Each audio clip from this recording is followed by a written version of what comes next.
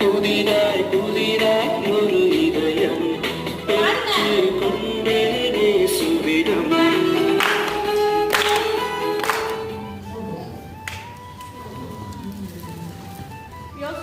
இதெல்லாமே நம்மளோட கனவு.